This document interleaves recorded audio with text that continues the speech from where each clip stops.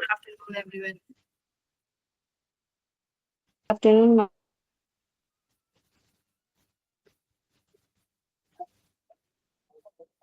देखो तुम लोगों की ना 1 महीने की छुट्टियां जो पड़ रही है ना बेटा, इन्हें ऐसी जाया मत करना, ठीक है। जितना भी हो सके, जैसे टीचर्स तुम्हें गाइड कर रहे हैं ना, अपना जो भी बैकलॉग रहता है थोड़ा थोड़ा थोड़ा थोड़ा करके कवर करते रहो। ऐसा नहीं होना चाहिए कि जेई का एग्जाम आ जाए और फिर आप बोलो कि मैम हमारा तो ये चैप्टर नहीं हुआ, ये नहीं हुआ। जैसे सिलेबस बहुत तेजी से आगे बढ़ रहा है ना। फिजिक्स से हमारे 4 चैप्टर्स कंप्लीट हो गए हैं। फिजिक्स में 4 यूनिट हो गई है, 5th यूनिट चल रही है, ठीक है।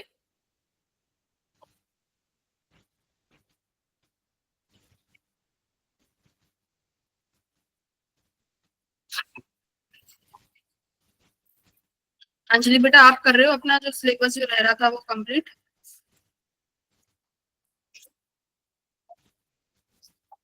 हाँ अंजलि,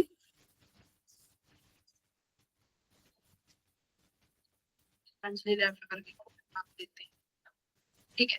तो लास्ट हम वर्क पावर एनर्जी कर रहे थे। आज हम वर्क पावर एनर्जी का कुछ 1-2 क्वेश्चंस देखेंगे, फिर उसके बाद हम लोग जो पीवाईक्यूज मैंने दिए थे वो डिस्कस करेंगे।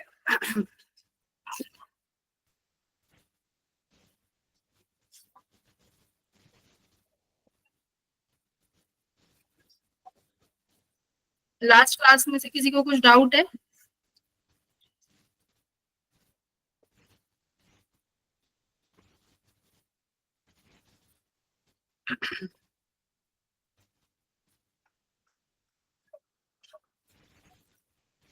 हाँ नहीं, ठीक है, स्टार्ट करते हैं।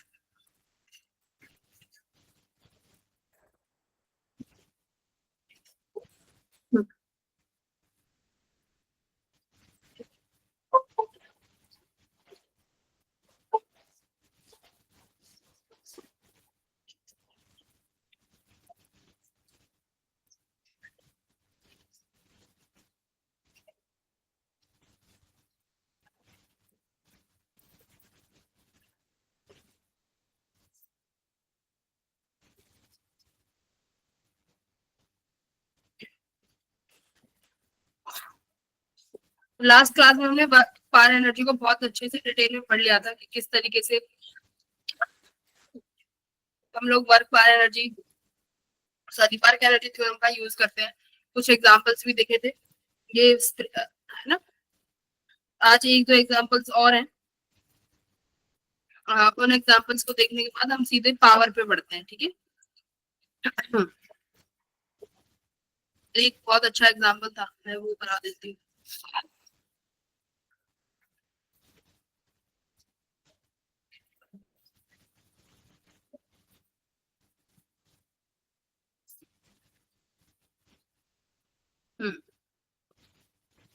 एग्जाम्पल 1। तो हमारे पास एक क्वेश्चन क्या है कि देखो, हमारे पास एक पेंडुलम है। ये काफी जाना माना क्वेश्चन है, तुम में से कई बच्चों ने किया भी होगा। मोस्टली जो कॉन्सेप्ट है वो पीवाईक्यू से आएंगे, तो अभी इसके बाद स्टार्ट करते हैं। क्या कह रहा है कि हमारे पास एक बॉब है बेटा, ठीक है। ये ए पोजीशन पे है, इसकी लेंथ एल है, और यहाँ पर ये बी पॉइंट पे होगा, और ये मतलब वर्टिकल है बी, और ये यहाँ पर ऐसे सी पे होगा। ये यहाँ से एंगल थीटा बना रही है। ये बॉब की लेंथ एल है, ठीक है। आप बोल रहे हैं कि अगर बताओ हम इसको ए से बी लेके जाएंगे, मतलब आपका जो ये पेंडुलम है ये ए से बी आएगा, ठीक है, बी इस नीचे है। तो आपको ये बताना है work done by gravity, work done by tension कितना होगा A to B, from A to B. पहले ये बताओ, क्या ए टू बी से टेंशन का फोर्स, टेंशन की वजह से वर्क डन होगा? देखो टेंशन तो ऊपर की तरफ है, और तुम्हारा डिस्प्लेसमेंट ऐसे होगा। तो टेंशन और डिस्प्लेसमेंट में बनने वाला एंगल कितना बन जाएगा भाई? 90 डिग्री का। तो टेंशन के द्वारा तो वर्क डन कितना हो जाएगा? 0। हाँ, तो आप यहाँ पे लिखोगे work done by tension is 0। क्यों? बिकॉज हमारा जो फोर्स है वो परपेंडिकुलर रहेगा डिस्प्लेसमेंट के, इस वजह से जीरो है। ठीक है, अब वर्क डन बाय ग्रेविटी हमें निकालना है। ए से बी जा रहे हो आप, तो देखो वर्क डन बाय ग्रेविटी बेटा कैसा फोर्स है? जैसे ग्रेविटी जो फोर्स है वो कैसा फोर्स है? कंजर्वेटिव। देखो मेरे यहाँ पे ध्यान से बात सुनो, कंजर्वेटिव फोर्सेस को पहले ये देखते हैं कंजर्वेटिव फोर्सेस कौन कौन से हैं। इलेक्ट्रोस्टैटिक फोर्स कंजर्वेटिव है बेटा। यस ग्रेविटेशनल, यस मैम ठीक है। तीसरा स्प्रिंग फोर्स कंजर्वेटिव है। Yes ma'am very good. हमारे पास ये तीन फोर्सेस हैं जो हमारे कंजर्वेटिव फोर्सेस हैं। इसका मतलब क्या है, जब भी हमारे पास कंजर्वेटिव फोर्सेस आता है ना, तो इन फोर्सेस के लिए पोटेंशियल एनर्जी डिफाइंड है। यार मैंने तुम्हें इलेक्ट्रोस्टैटिक में बताया था कि जो पोटेंशियल एनर्जी है वो सिर्फ कंजर्वेटिव फोर्सेस के लिए ही डिफाइंड होती है। ठीक है, तुमने जैसे पढ़ा है spring potential energy, gravitational potential energy, तो यहाँ पर सबके लिए पोटेंशियल एनर्जी है। तो इसका मतलब हम लोग वर्क डन को क्या लिख सकते हैं?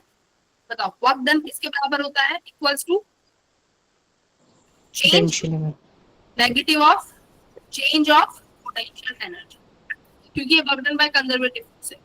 तो यहाँ पे आप लिख सकते हो u initial minus u final. ठीक है, तो वर्क डन अगर ग्रेविटी के टर्म्स में निकालना है और potential energy initial minus potential energy final हम कर सकते हैं। इनिशियल पॉइंट तुम्हें पता है a है, फाइनल पॉइंट तुम्हें पता है b है, और पोटेंशियल एनर्जी मैंने क्या बताया था, किसके बराबर होता है? Height mgh। मान लो जो भी ये बॉब है, इस बॉब के पास वेट होगा, सपोज कर लो उसका जो वेट है वो mg है, ठीक है, मास m है, तो लेंथ l है। तो बेटा a पॉइंट पे उसके पास, अब यहाँ पे लिखोगे आप u initial minus u final, ये लिखोगे बेटा, राइट। या फिर आप ये कर सकते हो, देखो कुछ स्टूडेंट ऐसे करना चाहेंगे कि मैम ये बी पे यहाँ था, बी कुछ थोड़ा सा ऐसे है, ठीक है, ये बॉब थोड़ा सा ऐसे घूम लेंथ बनाने वाला,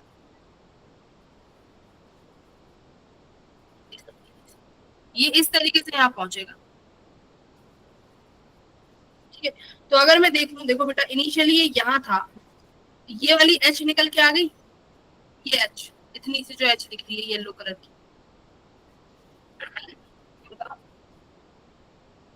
राइट। अगर ये एंगल थीटा है और बॉब की लेंथ एल है, तो बेटा ये वाली लेंथ कितनी बनेगी? L cos theta, L cos theta. और एच कितनी आ जाएगी यहाँ से? तो आप लिखोगे इनिशियली जो मैम पोटेंशियल एनर्जी थी वो कितनी थी? mgl। फाइनली जो लेंथ आई है वो कितनी आई है? mgl cos theta. देखो mgl यहाँ से आप कॉमन ले सकते हो, कितना आ गया? 1 माइनस कॉस थीटा।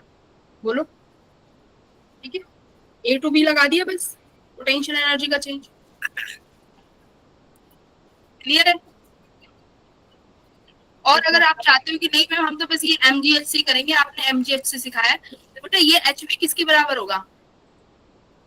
ये एल है, ये एल कॉस थीटा है, तो ये एच भी L minus L cos theta ही आएगा ना, इस एच। यहाँ से आप ये भी लिख सकते हो, जो ये एच आया है ये भी L minus L cos theta है। तो दोनों चीज है, अगर एमजीएच से करना चाहो कि वो एच कितना है, बॉल कितना डाउनवर्ड आया है, तो इस एच हाइट पे आया है, और चेंज इन पोटेंशियल एनर्जी के टर्म्स में करना चाहो तो ये भी। Got it? अच्छा अभी बताओ, अगर B2C जाएगा तो क्या होगा बेटा? यहाँ देखो, अगर ये B2C जाएगा अब क्या होगा? अब क्या होगा? ये एच हाइट ऊपर गया है ना, तो ये वाली तो अभी भी जब साइड में है तो एल है, ये एल कॉस थीटा है, तो अब इसका माइनस हो जाएगा सी टू बी। अगर मैं कहूँ आपसे बेटा B2C निकालो आप, तो कैसे करोगे बताओ? फ्रॉम B2C फाइनली सी पे चला गया, सी कितना है? mgl। और फाइनली कहाँ था? बी पॉइंट पे, तो बी पे लेंथ कितनी थी? L cos theta. तो वहां पे कैसे करोगे? mgl cos theta minus mg, समझ गए? बी टू सी पे वर्क डन कैसे हो जाएगा? Work done by gravity from B to C, आप लिखोगे ma'am work done by gravity equals to U initial minus U final. Initially देखो तुम्हारा बी पॉइंट पे था, बी पे लेंथ कितनी आई थी उसका कॉस कंपोनेंट लेंथ का, तो mgl cos थीटा माइनस फिर से वो कहाँ चला गया, यहाँ पे उसने यहाँ पर आ गया जो उसकी एक्चुअल लेंथ है एल, है ना? एल पे यहाँ पे कितना बनेगा mgl, यानी उसका रिवर्स हो गया पहले वाले का। तो मैं इसको 1 माइनस कॉस थीटा लिख सकती हूँ, बाहर साइन ले लेते हैं। ठीक है, क्लियर है चीज?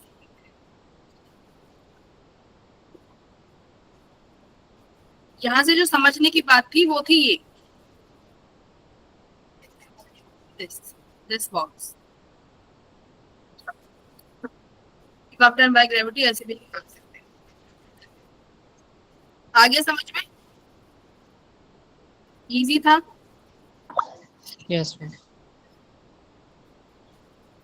देखो हमें तो लेंथ चाहिए ना, हाइट mgh कितनी है, तो मैंने इनिशियल अगर तुम्हें सिर्फ h डेल h चाहिए तो वो डेल h भी मैंने बता दिया कि कुछ कहेंगे कि मैम हमें तो सिर्फ डेल h चाहिए। mgh इस वर्क डन बाय ग्रेविटी का फॉर्मूला होता है mgh कि कितना हाइट में चेंज आया, तो हाइट का चेंज जो h है बेटा वो भी l minus L cos theta है। अगर आप ये h ना निकालना चाहो, आप करना चाहो पोटेंशियल एनर्जी के चेंज से, तो इनिशियल और पोटेंशियल एनर्जी का चेंज ऐसे लिख सकते हो आप। ठीक है, नेक्स्ट आता है बेटा पावर। तो पावर के तो अपने पास एक दो ही फॉर्मूले हैं। एक तो पावर का हम कौन सा फॉर्मूला यूज करते हैं?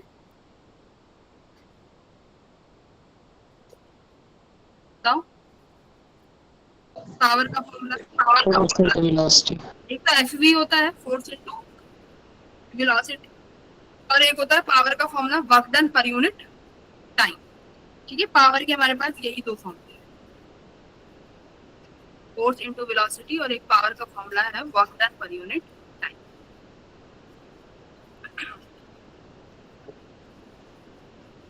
अब देखो ये क्वेश्चन, देखो बहुत अच्छा क्वेश्चन है, पावर का ही है। मान लो हमारे पास एक यूनिफॉर्म रॉड है, याद रखना यूनिफॉर्म रॉड है, उस यूनिफॉर्म रॉड के पास एक मास भी है, uniform rod of mass m and length l। ये तुम्हें पीवाई जो मैंने तुम्हें डीपीपी दी थी उसमें ये क्वेश्चंस होंगे भी।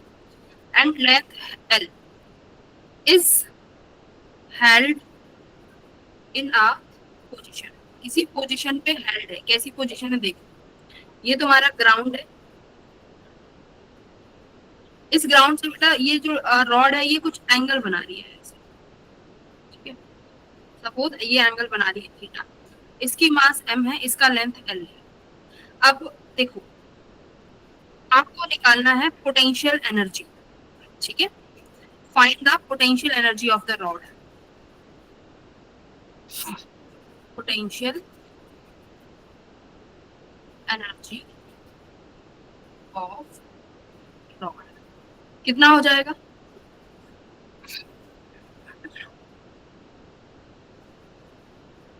अगर ये ग्राउंड पे आ जाएगी तो ग्राउंड पे पोटेंशियल क्या हो जाएगी? ग्राउंड पे हाइट 0, तो ग्राउंड पे पोटेंशियल एनर्जी कितनी हो गई? 0। ठीक है, तो यहाँ पर ऊपर देख लो ये कितनी हाइट पे है, ये चाहिए, ये हाइट चाहिए, राइट? कितनी हो जाएगी ये हाइट? देखो आप क्या कर सकते हो, आपको h चाहिए।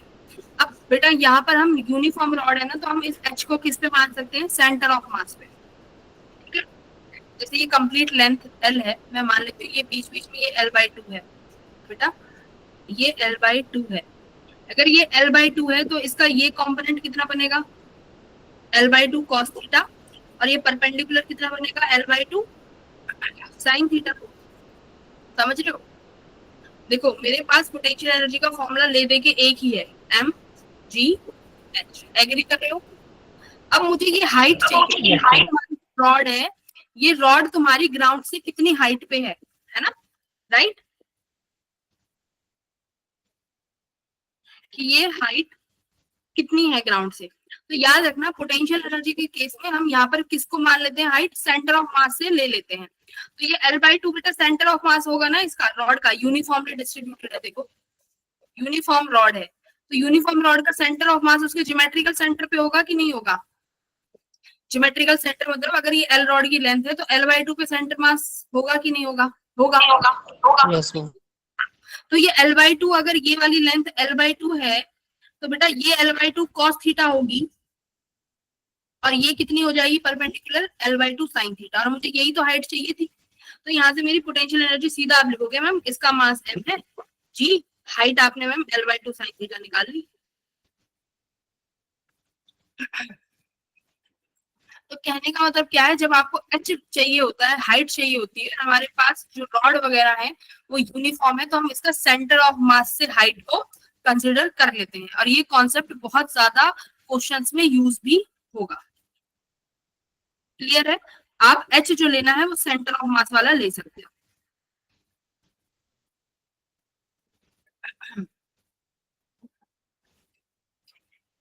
ठीक है, एक और क्वेश्चन करेंगे, क्वेश्चन नंबर 2। देखो अब ये रॉड है, याद रखना, पेंडुलम नहीं है, रॉड होता है जिसके पास मास होता है यूनिफॉर्मली डिस्ट्रीब्यूटेड। बेटा एक ये रॉड है, इस रॉड की लेंथ दी हुई है 1 मीटर, ठीक है, इसका जो मास है वो 5 किलो है, ठीक है। Uniform rod is hinged at one end, इसको यहाँ से हिंज किया हुआ है, हिंज का मतलब समझते हो, इसको यहाँ से पकड़ रखा है कि यहाँ से मूवमेंट नहीं हो सकती, यहाँ से ये हिंज्ड है। अब ये यहाँ से हिंज्ड है बेटा, अगर मैं यहाँ पर एक फोर्स लगाती हूँ एफ एक्सटर्नल, ठीक है, मैं एक एफ एक्सटर्नल फोर्स लगाती हूँ और धीरे धीरे इस रॉड को क्या करती हूँ, इनक्लाइन, मतलब देखो अब मैं इस रॉड को, अगर ये पैन को मैं यहाँ ऊपर से पकड़ लूँ, मेरी बात सुनो, अगर मैं इस रॉड को, इस पैन को ऊपर से पकड़ लूँ और मैं इसको नीचे नीचे मूव कराऊं तो ये क्या होगा, रोटेट होगा ना किसी एंगल से, है ना। तो तुम्हारा ये रॉड यहाँ से रोटेट होता रहेगा, तो सपोज करो मैंने इसको ऐसे पकड़ के यहाँ तक ले आई, कितने एंगल पे लाके रख दिया इसको, सपोज करो मैंने इसको 60 डिग्री पर रोटेट कर दिया, 60 डिग्री पर डिस्प्लेस कर दिया। सवाल क्या कह रहा है, फाइंड व्हाट, फाइंड, एक second, find the work done by the applied force. करो बेटा,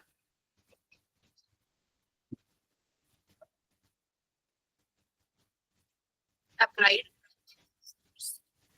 ये सबसे इंपॉर्टेंट कॉन्सेप्ट है वर्क पावर एनर्जी का आफ्टर वर्क एनर्जी थ्योरम।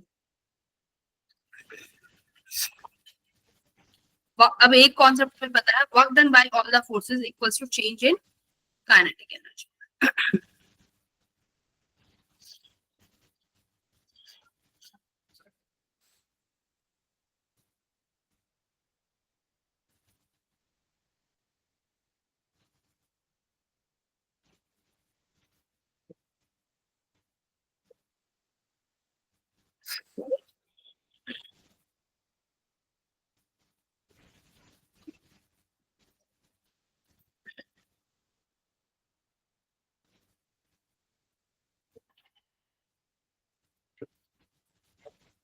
मैंने, एक बार ध्यान से सुनना, मैंने क्या बोला है, स्लोली ब्रिंग करके लेके गई, ठीक है, बहुत स्लोली स्लोली लेके गए हैं, बहुत स्लोली स्लोली, ठीक है।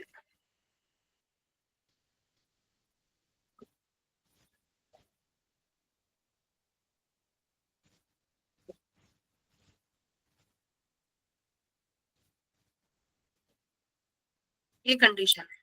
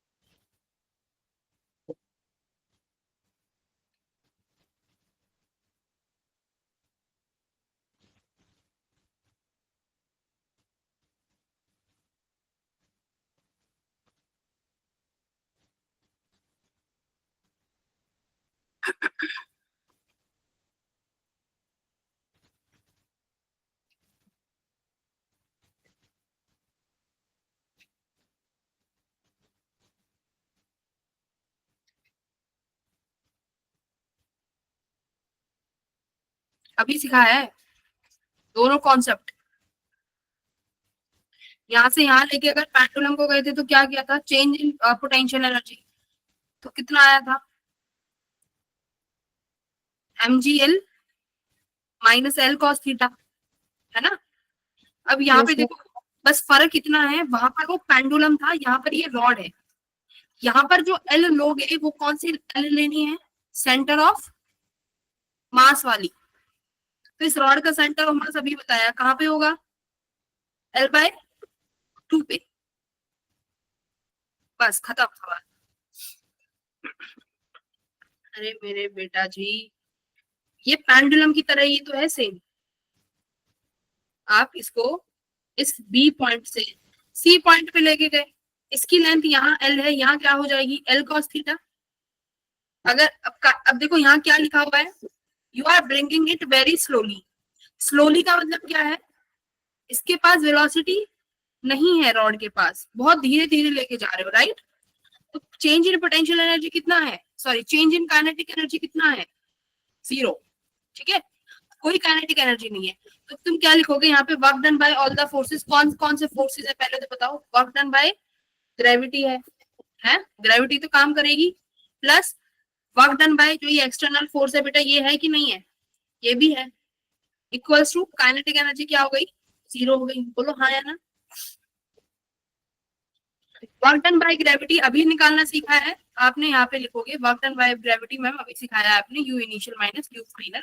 हम यू इनिशियल लिखते हैं mgl minus mgl cos theta, correct. अब लेकिन फर्क सिर्फ इतना है, ये रॉड है, और रॉड में जो हम लेंथ लेते हैं वो कौन सी लेते हैं, हमेशा याद रखना, सेंटर ऑफ मास वाली। तो ये mg कितना बनेगा बेटा, mg l/2 minus mg l/2 cos theta. बोलो कर लेंगे। Yes. कितना आंसर, मास 5 किलो है, करो इसको सॉल्व। mg l/2 बाहर ले लो, 1 माइनस कॉस 60 डिग्री। मुझे एग्जैक्ट आंसर चाहिए मैच करने के लिए।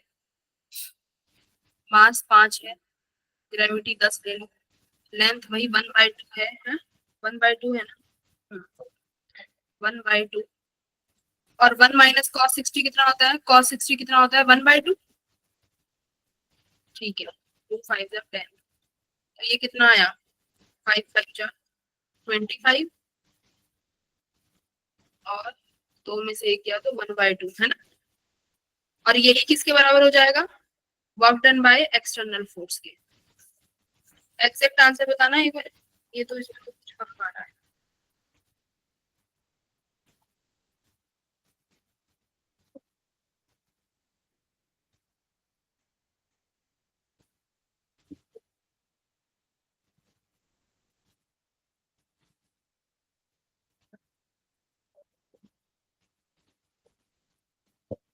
टू टू जा होगा ना ये तो, सॉरी ये टू टू जा कटेगा ना, तो 2 5 जा 10 होगा ना, 2 5 जा 10 होगा ना, मास 5 किलो है। ग्रेविटी की वैल्यू 9.8 है, मास 5, ग्रेविटी का कितना है, 8/1 माइनस। देखो बेटा इसका आंसर जो दे रखा है वो दे रखा है मुझे, आंसर ही तो नहीं दे रखा है।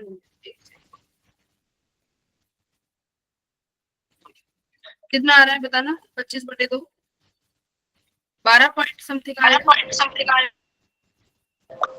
12.5. 12.5 है ना। एक सेकंड में आंसर मैच कर लेती हूँ।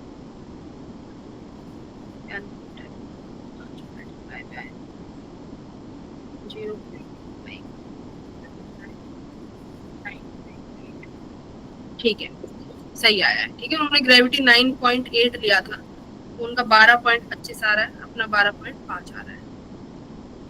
अब समझ में आ गया डिफरेंस। अगर रॉड आएगा तो क्या करना है, और पेंडुलम आएगा तो पोटेंशियल एनर्जी कैसे निकालनी है। छोटी छोटी चीजें गलती नहीं कर देते हो। यही एफ एक्सटर्नल के बराबर हो जाएगा कि नहीं हो जाएगा, हो जाएगा। ठीक है,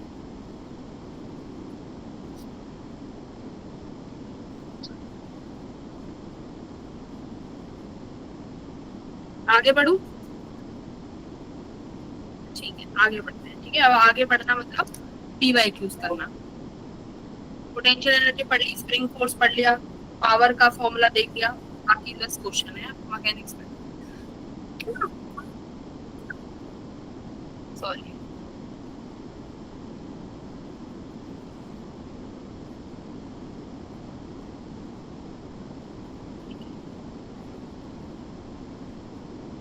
फोर्थ क्वेश्चन,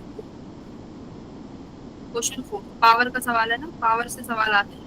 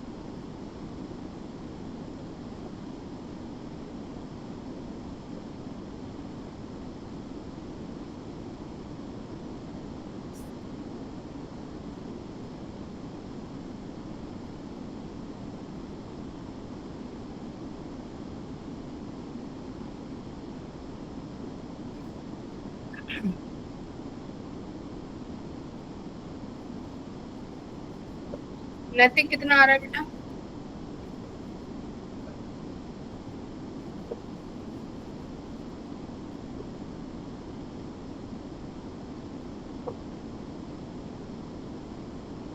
पावर का फॉर्मूला है फोर्स इंटू वेलोसिटी। ठीक है, तो यहाँ पर क्या कर रहा है, एक ब्लॉक 5 किलो का रेस्ट से पुल करना स्टार्ट करते हो आप, इन स्मूथ इंक्लाइंड प्लेन है। ठीक है, तो स्मूथ है मतलब फ्रिक्शन का कोई रोल ही नहीं। 30 डिग्री का एंगल पे इंक्लिनेशन है विद द हॉरिजॉन्टल, एक्सीलरेट कर रहा है 1 मीटर पर सेकंड से। तो power delivered by the pulling force at T equals to 10 second कितना होगा?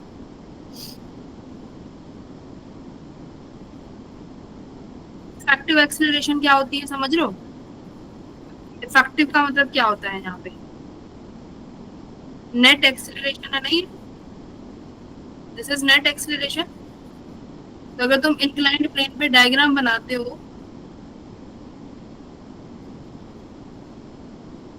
राहुल क्या आंसर आ रहा है?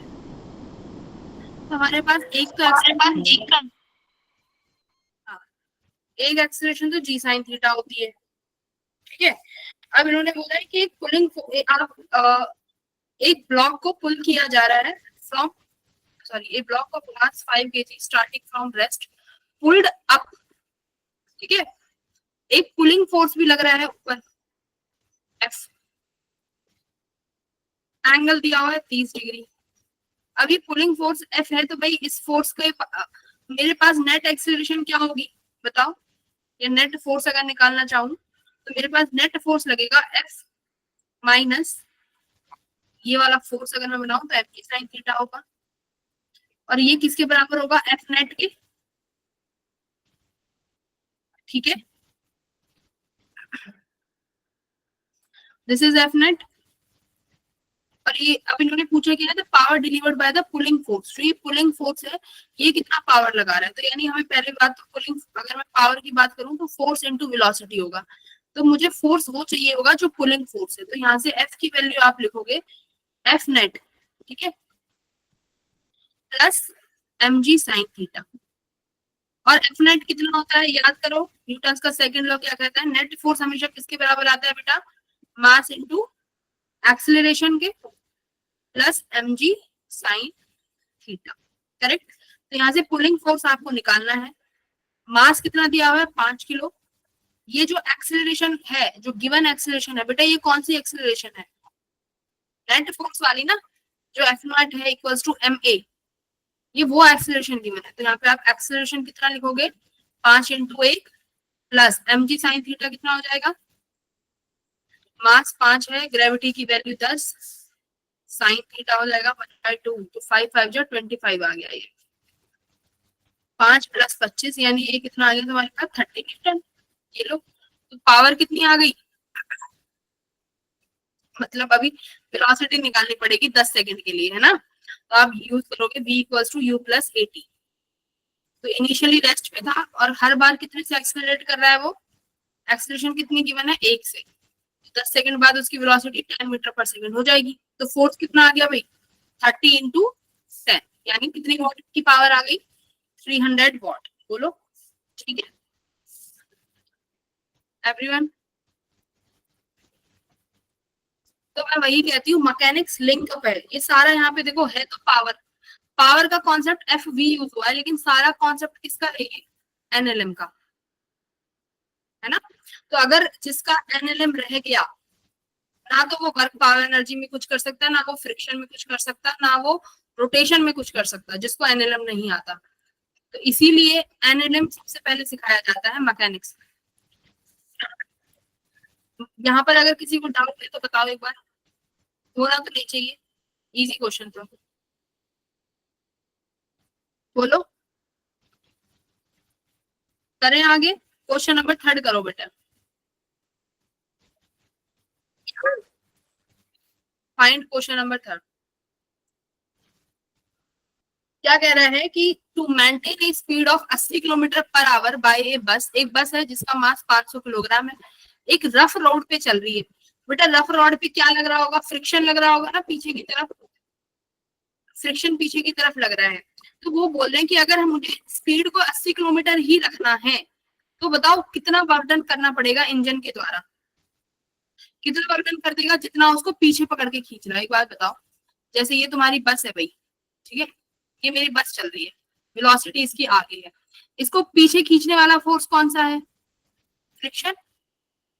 इसका मतलब क्या हो रहा है, मेरी वेलोसिटी को जो कुछ कम कर सकता है वो कौन सा फोर्स कम कर सकता है, ये फ्रिक्शन फोर्स।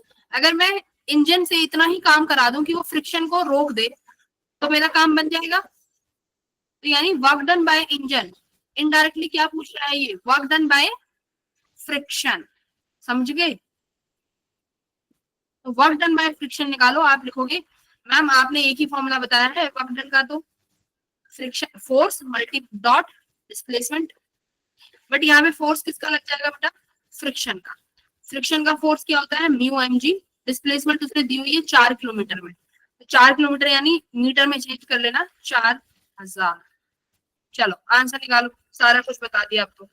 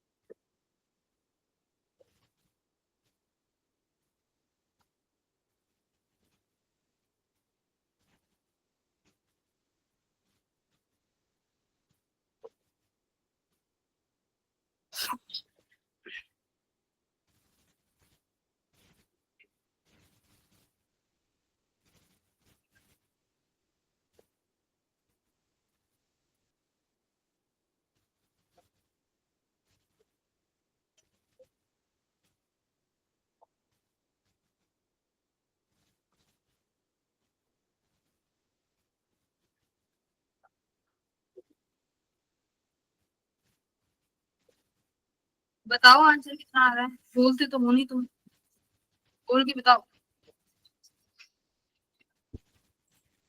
थर्ड का कितना किलो जूल आ रहा है, हम्म, नैतिक कितना आ रहा है, 784 किलोजूल। 484 किलो, ठीक है बहुत अच्छे।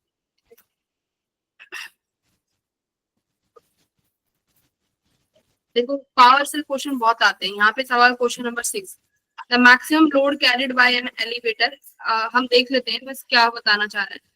1400 किलो एक एलिवेटर है जो मैक्सिमम इतना लोड लोड लेके जा सकती है, उससे ज्यादा नहीं ले जा सकती। Which is moving up with uniform speed of 3 metre पर सेकेंड। ठीक है, उसकी जो यूनिफॉर्म स्पीड है वो 3 मीटर पर सेकेंड है, and the frictional force acting on it is was 2000 newton. The friction force भी लग रहा है। Then the maximum power used by the motor. Power, अब देखो मैक्सिमम पावर मोटर किस लिए वर्क करेगी, इस फ्रिक्शन फोर्स के अगेंस्ट ही काम करेगी ना। क्वेश्चन 6 भी करो, अच्छा है ये क्वेश्चन।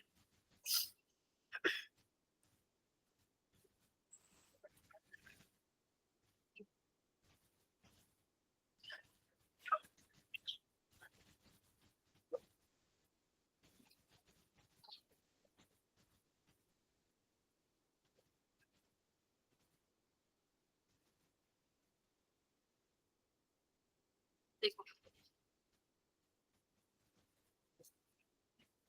ये तो हमारी ऊपर जा रही है, ठीक है, कैसी वेलोसिटी से जा रही है, ध्यान से देखो, moving up with uniform speed. Uniform speed का मतलब क्या है यहाँ पे, एक चीज तो समझ में आ गई कि मैम एफ नेट तो 0 होगा, इतना समझ में आया। यूनिफॉर्म स्पीड है तो इसका मतलब एफ नेट 0 है। तो एक तो नीचे की तरफ mg वेट लग रहा होगा, और क्या लगता है ऊपर, टेंशन फोर्स, बोलो, टेंशन लगेगी और एक mg फोर्स लगेगा। तो एफ नेट को 0 कर दिया, यानी टेंशन किसके बराबर होगी, टेंशन और mg, इतना हो गया। और कौन सा फोर्स लग रहा है यहाँ पे, फ्रिक्शन फोर्स। तो बताओ फ्रिक्शन फोर्स कहाँ लगेगा, ऊपर की तरफ कि नीचे की तरफ, अगर लिफ्ट ऊपर जा रही है तो। रिलेटिव मोशन ऊपर है तो फ्रिक्शन कहाँ लगेगा, पीछे, यहाँ पे फ्रिक्शन फोर्स। तो तुम्हारा टेंशन जो है वो किसके बराबर आया, mg प्लस फ्रिक्शन, ये बराबर है, तो जिसकी वजह से तुम्हारा एफ नेट 0 हो गया। तो मैक्सिमम पावर कितनी लगेगी, इतनी लगेगी कि नहीं लगेगी,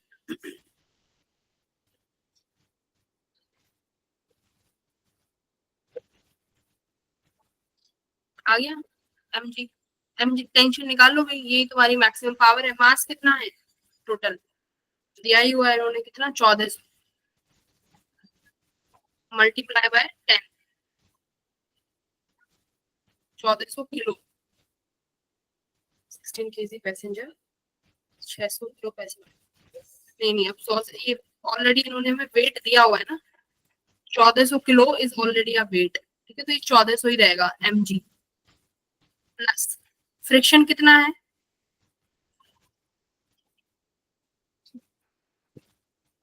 फ्रिक्शन है 2000 न्यूटन, है ना।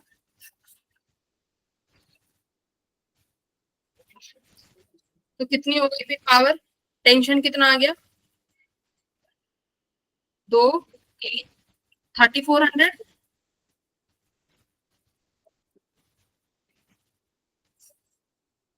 1400 प्लस 2000,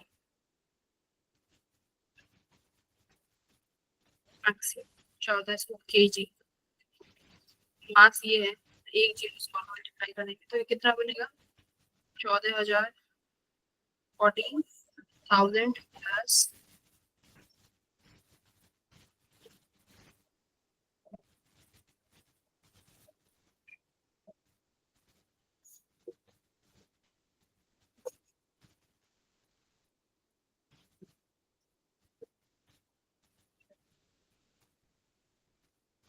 16000 हो गया ना, 14000 प्लस 2000, 16000।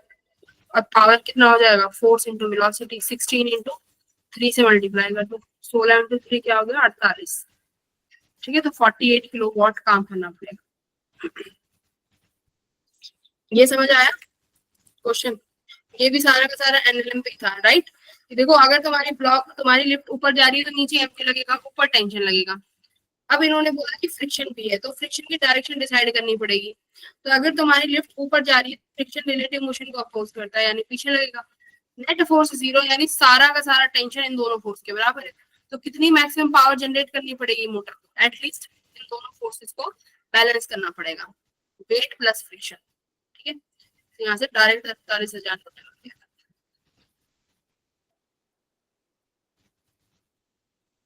हाँ ये क्वेश्चन भी बहुत अच्छा है। 9th क्वेश्चन देखो, 9th क्वेश्चन करेंगे। क्या कह रहा है कि एक स्फेरिकल बॉल है, होलो है, याद रखना, रोल कर रही है ऊपर एक कर्व सरफेस पे जिसपे इनिशियल वेलोसिटी 3 मीटर पर सेकंड है। कह रहा है maximum height covered by it, maximum height कितना कवर करेगा। ये समझ लो, अगर ये मैक्सिमम हाइट पूछ रहा है तो मैक्सिमम हाइट में वेलोसिटी भी कितनी होती है, वी फाइनल इसकी 0 हो जाएगी। ठीक है, वी फाइनल यहाँ पर इसकी 0 हो जाएगी। इनिशियल वेलोसिटी है तुम्हारे पास। अब यहाँ पर देखो कौन सा, अब ये है तुम्हारी डेथ, रोल करते हुए जा रही है, याद रखना, रोल अप। रोलिंग मोशन में बेटा कौन कौन सी एनर्जी, कौन कौन सी काइनेटिक एनर्जी होती है रोलिंग में। एक तो ट्रांसलेशन की वजह से होती है, दूसरी रोटेशनल की वजह से होती है। ये देखो रोलिंग मोशन है ये। रोलिंग मोशन क्या होता है, जहां पे ट्रांसलेशन भी हो रहा हो और रोटेशन भी हो रहा हो। ट्रांसलेशन की वजह से काइनेटिक एनर्जी का फॉर्मूला क्या बनता है, हाफ mv स्क्वायर। रोटेशन में क्या हो जाएगा, मास क्या होता है रोटेशन में, इनर्शिया, राइट। भाई मास को क्या लिखते हैं, एनालॉजी। Mass square. हाँ, और वेलोसिटी को ओमेगा, तो यानी रोटेशन की एनर्जी ये हो गई हाफ आई ओमेगा स्क्वायर। तो ये जो 3 मीटर पर सेकंड है वो इन दोनों की वजह से है, ट्रांसलेशनल भी और रोटेशनल भी। ठीक है, मतलब जो काइनेटिक एनर्जी होगी। तो मैक्सिमम हाइट निकाल लो आप, ये h चाहिए।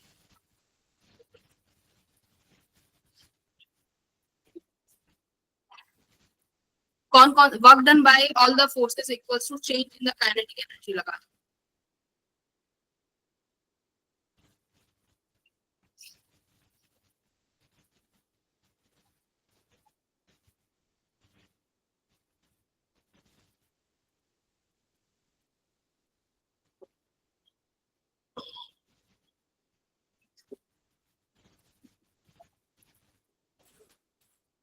तो देखो वर्क डन बाय ग्रेविटी किसके बराबर हो जाएगा, change in kinetic energy. Work done by gravity कितना होगा, mgh, जितनी हाइट ऊपर जाओगे उतना ही वर्क करना पड़ेगा। k final minus k initial, finally क्या हो जाएगी, एनर्जी, काइनेटिक एनर्जी फाइनली। हाँ, और इनिशियल कितनी है,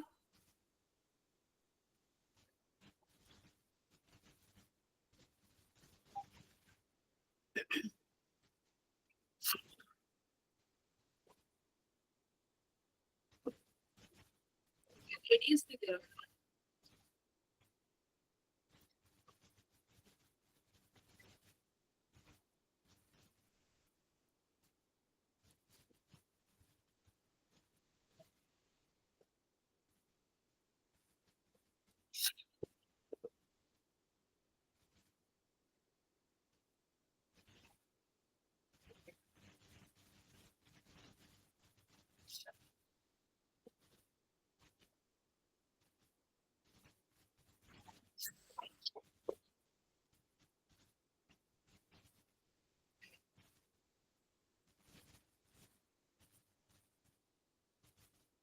देखो आप लिखोगे mgh equals to kinetic energy, मैंने बोला है इनिशियल काइनेटिक एनर्जी है बट वो दोनों को मिला के है, हाफ mv स्क्वायर को मिला के प्लस दूसरा हाफ आई ओमेगा को मिला के। ठीक है, अब एक बात बताओ, होलोस्फीयर के लिए ओमेगा कितना होता है, वो sorry moment of inertia, spherical ball है उसके लिए मोमेंट ऑफ इनर्शिया कितना होता है, 2/3 mr स्क्वायर। ठीक है, होलो के लिए। अगर सॉलिड होती है तो सॉलिड के लिए बनता है 2/5 mr स्क्वायर।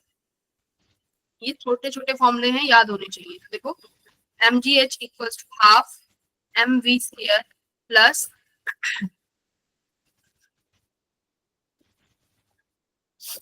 हाफ, इनर्शिया लिखोगे आप 2/3 mr स्क्वायर। ओमेगा को क्या लिख सकते हैं बेटा, v square by r square. देखो v equals to r omega होता है ना, तो ओमेगा को v बाय r लिख दिया, तो देखो r स्क्वायर से r स्क्वायर कट गया, तो mgh किसके बराबर आया तुम्हारा, हाफ mv स्क्वायर प्लस 2 से 2 कट गया, 1/3 mv स्क्वायर, है ना। देखो मास से मास कैंसिल हो जाएगा, बेसिक चीजें हैं ये, मास से मास चला गया तो कितना आ गया हाइट, gh किसके बराबर हो जाएगा, एलसीएम लोगे तो ये 5/6 v स्क्वायर, है ना। तो v स्क्वायर यहाँ से तुम्हारा आ गया 6/5 GH। अच्छा हमें तो h निकालना है ना, सॉरी, तो इसको यही रहने दो, वेलोसिटी तो अपन को गिवन ही है। क्या आंसर आ रहा है बेटा? हाइट निकालनी है 5/6 मल्टीप्लाई 10, वेलोसिटी कितनी है 3 3 जा 9, 5 दूनी 10, ये आ रहा है तुम्हारा 9/12 यानी 3/4, गलत आ रहा है सेंटीमीटर में। अच्छा सेंटीमीटर में निकालना है, ये अपना मीटर में आएगा। 3/4 कितना आया, डिवाइड करना 3/3,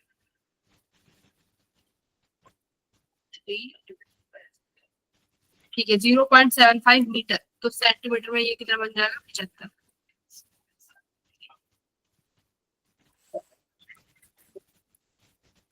तो अगर जिस बच्चे ने यहाँ पे वर्क एनर्जी थ्योरम लगाई होगी, mgh को हाफ mv स्क्वायर किया होगा, mgh को हाफ mv स्क्वायर करा होगा, उसका सवाल गलत हो गया होगा, क्योंकि यहाँ पर जो सवाल है बेटा वो है रोलिंग मोशन। देखो रोल सब है ना, तो रोलिंग में होता है कि काइनेटिक एनर्जी ट्रांसलेशन और रोटेशनल दोनों होगी।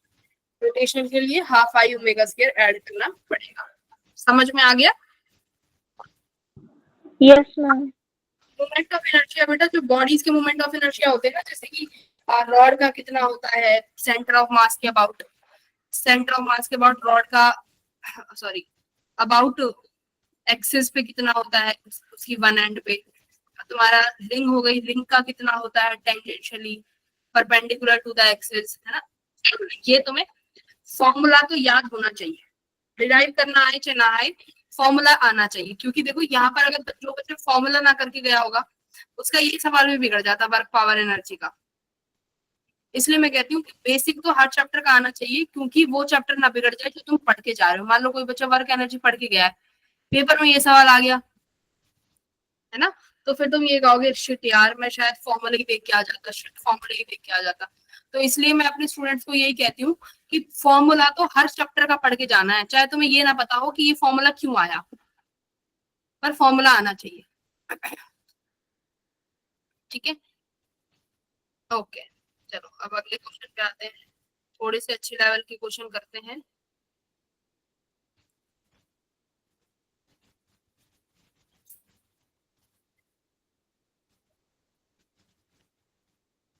बाईस का पेपर अच्छा था, 2022 का करते हैं।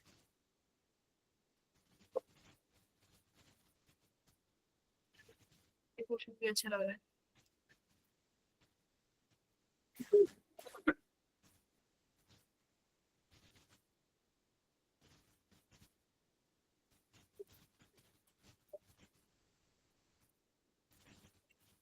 हाँ, 22 का पेपर है।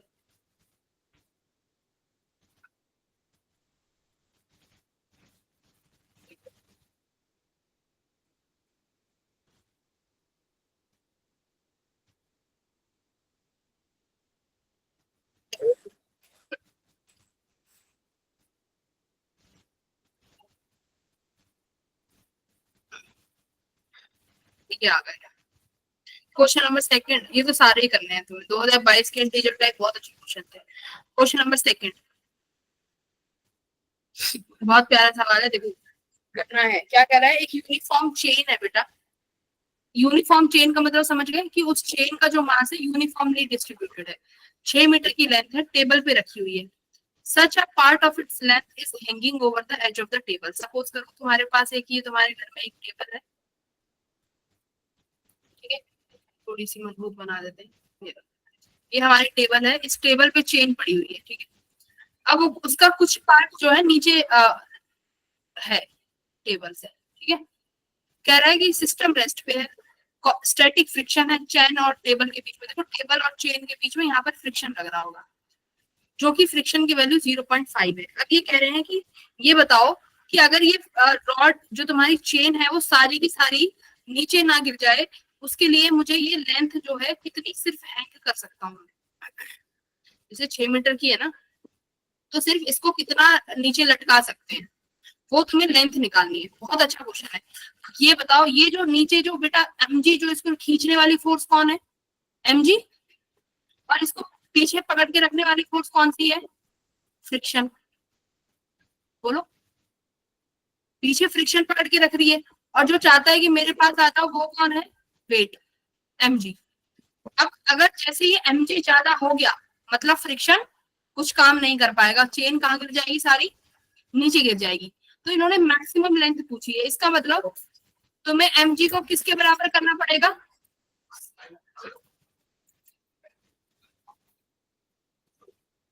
बोलो या भाई, तुम तो बोलते ही नहीं हो बच्चों।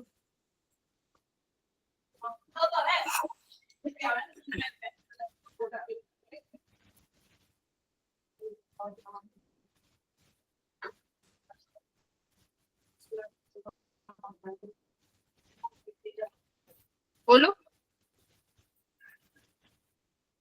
तुम्हें नहीं पढ़ना क्या?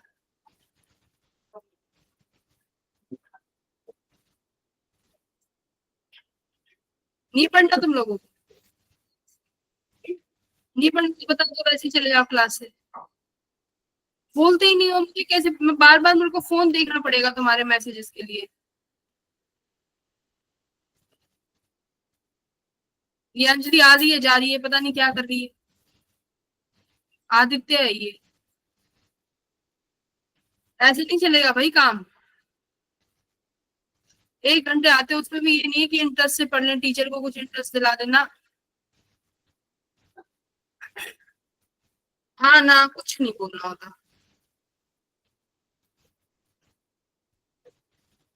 क्या करोगे इस क्वेश्चन में बताओ? खुद बन के बैठे रहते हो।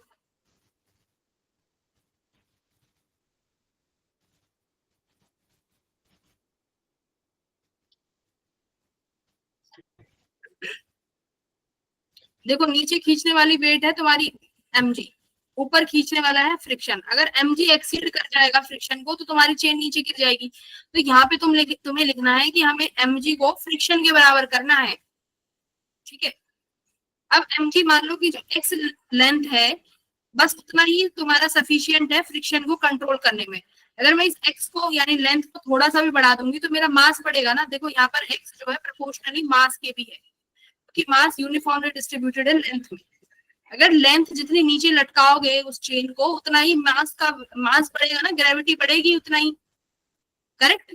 तो मैक्सिमम चेन की लेंथ में मान लेती हूँ कि बेटा x है, तो यहाँ पे लिखोगे तुम x। इस x का मास कितना हो जाएगा?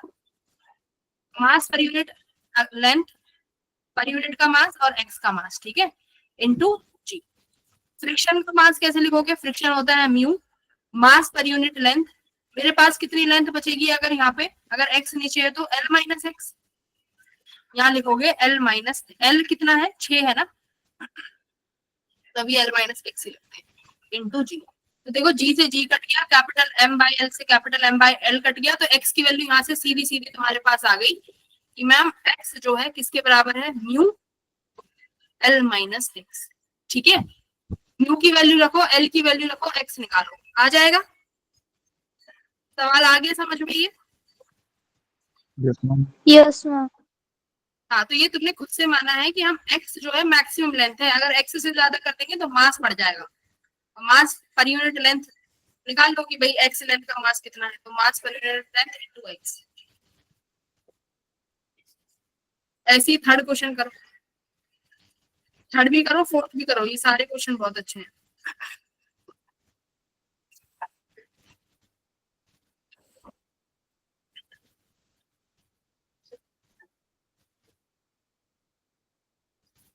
क्या कह रहे हैं? थर्ड क्वेश्चन पढ़ते हैं। एक 0 का ब्लॉक है जिसकी स्पीड 12 मीटर पर सेकेंड है, और वो एक स्प्रिंग को कंप्रेस कर देता है through a distance of 30 centimetre when its speed is half. 0 block at a speed of 12 meter per second compresses a spring to a distance of 30 centimetre. अच्छा, उसकी स्पीड अभी भी 0 नहीं हुई है, स्पीड अभी भी आधी है। तो the spring constant of the spring will be, तो स्प्रिंग कांस्टेंट निकालना है, कितना होगा? Work done by all the forces equals to change in kinetic energy. पहले 12 मीटर पर सेकंड से आ रहा था एक, बाद में उसकी स्पीड हाफ हो गई, तो हमारे पास चेंज इन काइनेटिक एनर्जी तो है 12 से 6 हो गई काइनेटिक एनर्जी। ठीक है, work done by spring force कितना हो जाएगा? Work done by spring force निकालना सिखाया है, हाफ के एक्स स्क्वायर, और उसको चेंज इन काइनेटिक एनर्जी के बराबर करो और आंसर निकालो।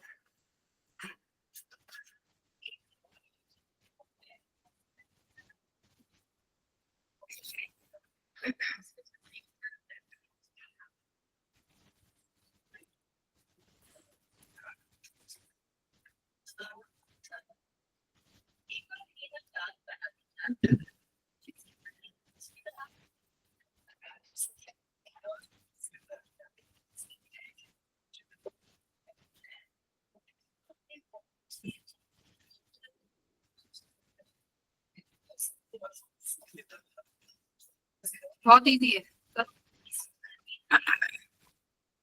ये इंटीजर टाइप क्वेश्चन है, तभी कहती है एक बार बेसिक पढ़ लिया ना फिर तुम्हें क्वेश्चन को करने में डिफिकल्टी नहीं आएगी, कर लोगे। अगली क्लास में मैं केटीजी स्टार्ट करूंगी, केटीजी फिर थर्मो, फिर लास्ट में ग्रेविटेशन। आई थिंक ये चैप्टर क्लियर है ना सबको? ये पीवाईक्यू दे दूंगी मैं तुम्हें 2025 के आज ही, वर्क पावर एनर्जी के, वो सॉल्व कर लेना बस।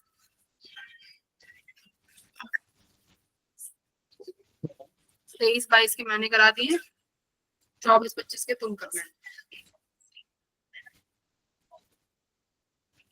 चलो करते हैं। तो आप लिखोगे work done by all the forces होता है चेंज इन काइनेटिक एनर्जी, तो ले दे के एक ही फोर्स लग रहा है spring force, change in kinetic energy half M V final minus V initial का ऐसे square. Work done by spring force क्या होता है? हाफ के एक्स स्क्वायर। इसमें क्या आप लिखते हो? एक्स कितना आता है ये? Work done by spring force बनता है, याद रखना, माइनस हाफ के एक्स स्क्वायर। ठीक है, तो यहाँ पर माइनस की जगह मैं यहाँ पे X initial minus X final का स्क्वायर कर रही हूँ और equals to half M V final minus V initial का स्क्वायर। इनिशियली तो बेटा वो अपनी नेचुरल लेंथ पे था, तो एक्स तो 0 हो जाएगा, तो ये कितना बनेगा? माइनस हाफ के एक्स कितना हो गया? वो 30 सेंटीमीटर हो गया। ठीक है, 30 इंटू 30 सेंटीमीटर में है, तो याद रखना इसको 10 टू द पावर माइनस 4 कर लेना। 1/2 मास दिया हुआ है उसको 0.5। फाइनल वेलोसिटी कितनी थी? ये कितना हो जाएगा? v/2 माइनस v, इसका आंसर निकालो ना। फाइनली हो गई तुम्हारी 6 36 माइनस पहले थी 12 44। ठीक है, 1/2 से 1/2 काट देती हूँ, k into 3 3 9 into 10 to the power minus 2 0.5, ये भी माइनस का साइन आएगा। कितना बचा भाई? 144 में से 36 गए तो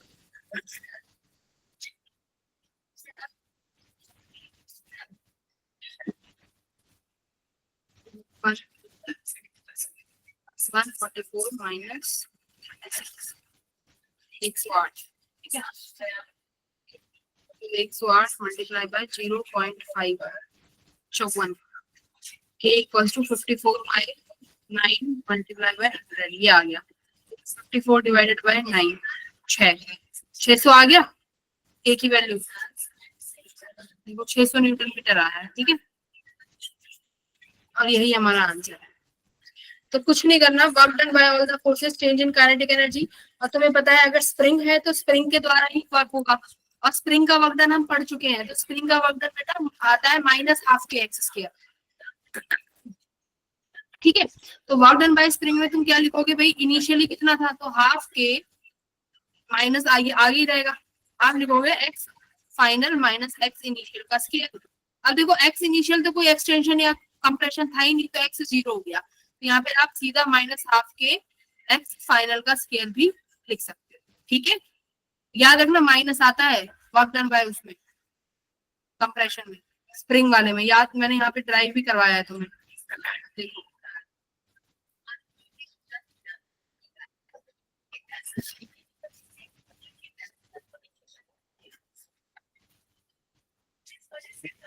देखो ये रहा, यहाँ पे ये दिख ये ड्राइव करा रहा था बेटा, work done by spring force, तुम्हें यही लिखना है, ये वाला ही लिखना है। जब भी तुम्हारा कहीं यूज हो work done by spring force यही लिखोगे। अगर एक्स इनिशियल नहीं है, मतलब इनिशियली कोई एक्सटेंशन नहीं है, तो उसे क्या कर दोगे, उसे 0 कर दोगे। अगर इनिशियली ऑलरेडी स्प्रिंग में कुछ कंप्रेशन है तो इसकी वैल्यू लिख दोगे, फॉर्मूला यही यूज करोगे। ठीक है, तो एक एक चीज जो यहाँ लिखवाई है वो बहुत इंपॉर्टेंट है।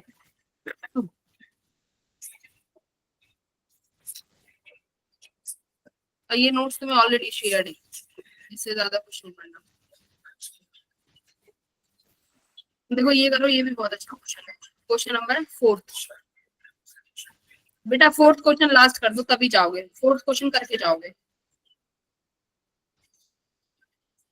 इसका आंसर बताएगा राहुल या अंजलि में से कोई भी बता सकते हैं, अंजलि भी बता सकती है।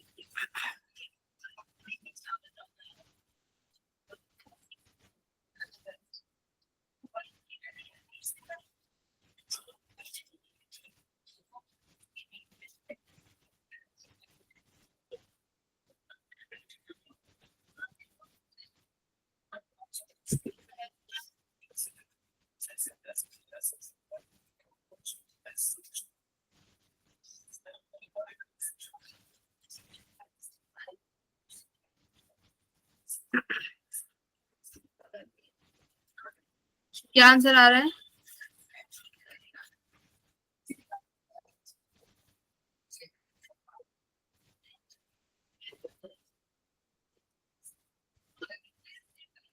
क्या कह रहा है, देखो एक बॉल है जिसका मास 100 ग्राम है, वो एच हाइट 10 सेंटीमीटर के ऊपर से गिरती है एक इस टावर पे। ठीक है, मैक्सिमम हाइट पे गिर रही है, मतलब उसके पास इनिशियली कोई भी वेलोसिटी नहीं है। The ball stage on the platform and the platform is depressed by h/2। ठीक है, तो डिप्रेस हो जाता है वो h/2 की हाइट से, स्प्रिंग कांस्टेंट निकालना है। तो work done by all the forces equals to change in kinetic energy. तो कौन कौन से फोर्सेस लग रहे हैं बेटा, यहाँ पे ग्रेविटी के साथ साथ स्प्रिंग फोर्स भी है। काइनेटिक एनर्जी देखो फाइनली भी 0 थी जब मैक्सिमम हाइट पे था। अच्छा, मैक्सिमम उसने कंप्रेशन किया है, तो मैक्सिमम कंप्रेशन कब तक होता है, स्प्रिंग कब तक कंप्रेस होती रहेगी, जब तक इसकी वेलोसिटी 0 नहीं हो जाती, इस बॉल की जो ऊपर से आके गिर रही है। तो यानी फाइनल वेलोसिटी भी 0, तो चेंज इन काइनेटिक एनर्जी 0 हो गया। ठीक है, तो आप निकाल लोगे यहाँ से वर्क डन बाय ग्रेविटी कितना हो जाएगा, mg h प्लस h/2 है, mg h प्लस h/2 होगा कि नहीं होगा। और work done by spring force कितना हो जाएगा, कितना स्प्रिंग कंप्रेस किया है उसने, आधा, तो हाफ के एक्स स्क्वायर कितना हो जाएगा h/2, निकाल लोगे।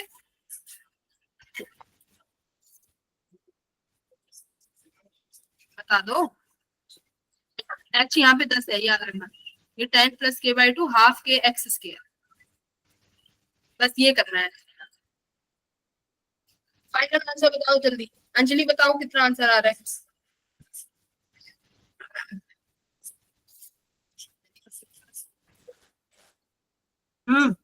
के की वैल्यू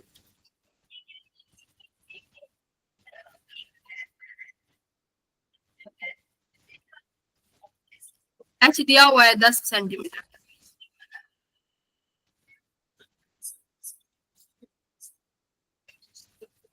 तो h कितना हो जाएगा, दूसरा h/2 वो 0.5 हो जाएगा। ठीक है, कर लोगे बेटा। देख लो ये तुम्हारे इंटीजर बेस्ड क्वेश्चन है, जो इंटीजर जो डिफिकल्ट क्वेश्चन आते हैं ये उनमें से है। ये सवाल कैसे है, ये आप कैसे लग रहे तुमको, सच बताना। Do you find them difficult, अभी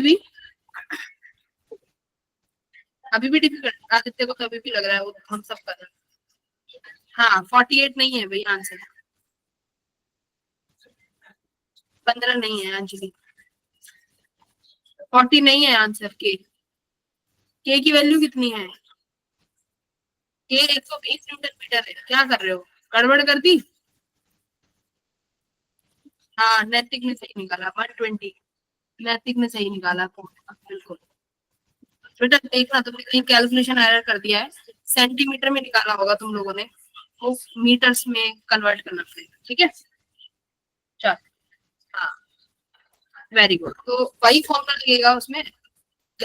अब तुम्हें क्या करना है, ये वर्क एनर्जी थ्योरम ही लगानी है, और बाकी जब भी फोर्स पावर वाले सवाल आएंगे तो वो तुम्हारे एनएलएम से मिलते जुलते हुए आएंगे। ठीक है, मैं भी कोड तुम्हें डीपीपी भेज देती हूँ, वो सॉल्व कर लेना। मेरी तरफ से ये चैप्टर कंप्लीट है। समझ में आया?